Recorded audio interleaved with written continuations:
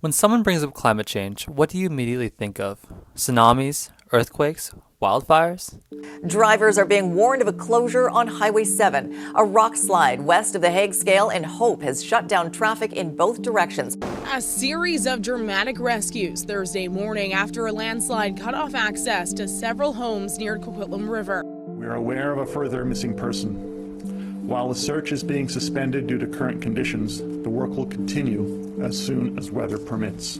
In the BC Atmospheric River event in 2021, over 1,300 landslides have occurred, which sounds like a lot, and it makes you wonder why no one talks about landslides as often. Global warming and climate change results in warming temperatures, which result in faster snowmelt and greater wildfires, increasing the frequency of landslides to occur. To learn more about them, we decided to speak to an expert about the topic. Able to introduce yourselves? So Tom Millard, I'm a research geomorphologist with the Ministry of Forest in Nanaimo. In your experience at the moment, which climate-related natural disaster do you think is the most urgent in British Columbia and why? Certainly foremost on my mind, I would say, was the 2021 atmospheric river. You know, landing on a snowpack that was primed to put a lot of water into the soils, causing landslides, causing flood events. It's changing what we see on the land. Post-wildfire landslides, particularly debris flows where there's just so much water running off. With the devastation of landslides as climate change progresses, the number of lives lost and homes destroyed is increasing in number, and with little warning. Indigenous communities are often placed within the flood zone territories where floods occur almost every year. The earlier we detect landslides and heavy rain, the earlier we can provide first responders with the exact region of impact. So, we aim to support the homes of Indigenous communities in BC by detecting landslides and starting evacuations early. What kind of idea should we do? How about we make a box that senses ground motion and sends an early evacuation signal to at-risk areas? What we can do is to just target smaller communities instead of larger populated cities. Guys, we should do an MMPC. First, the Tilt Sentinel. It is the main box of the Slope Sentinel. It contains a tray to snugly fit our perf board, and there is space at the bottom to fit our battery. The top of the box also fits our solar cell, which has holes underneath for its wiring. Second is the box capstone. It is a lid with D-ring holders to adjust any wiring inside the Tilt Sentinel for maintenance.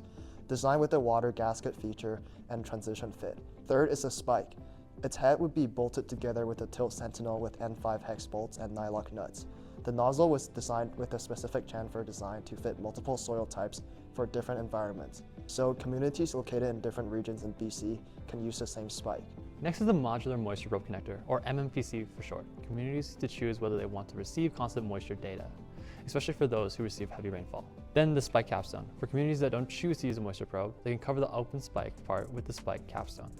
Lastly, the moisture probe capstone. A lid would be placed on top of the moisture module as well, where these capstones serve the purpose of preventing water from entering the hardware parts.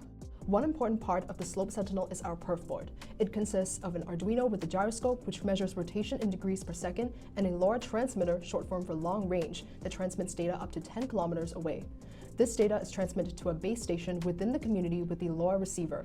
It is powered by a LiPo battery, solar panel, and solar charge controller. A moisture sensor will be connected to the magnetic pogo pins on both the spike and the MMPC, sending electricity from the solar cell and battery to the moisture probe for both gyroscope and moisture readings.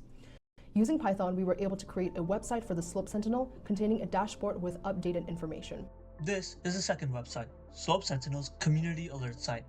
On arrival, you're prompted to enter your phone number. That's all we need to keep you safe. Once registered, you're confirmed and set and your location is stored. The map shows every deployed sensor and its covered zone in real time, with live gyroscope and moisture readings in the sidebar. When sensors start picking up elevated readings, the circle turns yellow. Caution. If both thresholds are crossed, it goes red. The alert fires, and every registered number within 500 meters gets a text instantly. After hours of soldering and assembling, we introduce the Slope Sentinel. To test whether our Slope Sentinel project works, we'll be testing it in a simulation. The module will be placed in the ground at an incline, where its base is placed along the slope. Our module has been sprayed with water sealant, spray, and paste to improve the water gasket feature. In each base station, Indigenous band officials across BC can receive the danger alert signal, which can be accessed within the Slope Sentinel website dashboard, providing information about recent gyroscope and moisture readings for communities who choose to use the MMPC. Once rotation exceeds 15 degrees per second, the Slope Sentinel triggers a danger alert, which can be seen in the dashboard. To expand our project in scope, here is our implementation plan. The 3D print will be replaced with polycarbonate, the common material for outdoor electronics enclosures that can handle extreme temperatures from -40 to 80 degrees Celsius. Our spike will be replaced with stainless steel to prevent corrosion when inserted into the soil. Our current perf board will be replaced with a custom PCB to remove the hassle of wires in the Slope Sentinel. As more Slope Sentinel kits are deployed in small regions, the more area our website can cover in the early detection of heavy rain and landslides. That protects and reduces the risk of local Indigenous communities from more lives being lost.